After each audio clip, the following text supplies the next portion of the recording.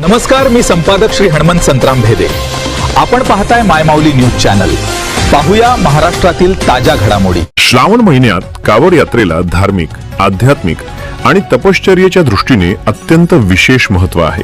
दरम्यान तपश्चर्या आणि नियम, कठोर अनुशासन या यात्रेत चालणारे वारकरी, कावडधारी अनवाणी पायांनी पायी चालतात. सात्विक जीवन संपूर्ण यात्रेदरम्यान ब्रह्मचर्य, शाकाहार आणि सात्विक आचार विचारांचे पालन अनिवार्य असते. मांसाहार व मद्यपानाचा पूर्ण त्याग केला जातो, जे मानसिक व शारीरिक शुद्धतेचे प्रतीक असल्याचे पौराणिक कथांमधून सांगितले जाते. या पवित्र श्रावण महिन्याच्या अनुषंगाने नांदेड जिल्ह्याच्या नरसी फाटा तालुका नायगाव येथून राहेरकडे दिनांक 25 ऑगस्ट 2026 रोजी भव्य कावड यात्रा काढण्यात आली. सदरील कावड यात्रा ही नरसी येथील भाजपचे ज्येष्ठ नेते तथा माजी उपसभापती माननीय श्रावण पाटील भिलवंडे यांच्या मार्गदर्शनाखाली काढण्यात आली.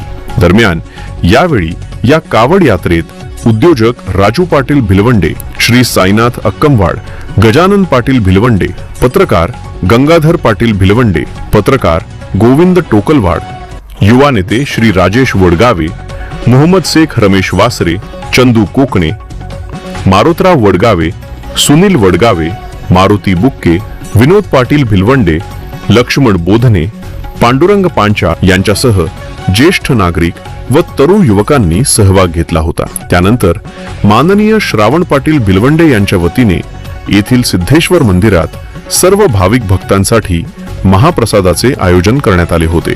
सदरील कावड यात्रेत कोणताही गैरप्रकार घडू नये यासाठी रामतीर्थ पोलीस ठाण्याचे सहाय्यक पोलीस निरीक्षक श्री विक्रम हराळे यांच्या मार्गदर्शनाखाली पोलीस उपनिरीक्षक श्री तानाजी पाटील, पोलीस उपनिरीक्षक श्री गणपतराव पेदे, नरसी बीडचे जमादार श्री चंद्रमणी सोनकांबळे, लोहगाव बीडचे जमादार श्री रामचंद्र काळे, पोलीस जमादार श्री संजय शिंदे, पोलीस शिपाई श्री अशोक यरपालवाड, पोलीस शिपाई श्री प्रकाश बेडीकर व सर्व होमगार्ड यांनी कावड परिसरात सगळीकडे कडेकोट बंदोबस्त ठेवला असल्याचे आमच्या प्रतिनिधीने कळविले आहे.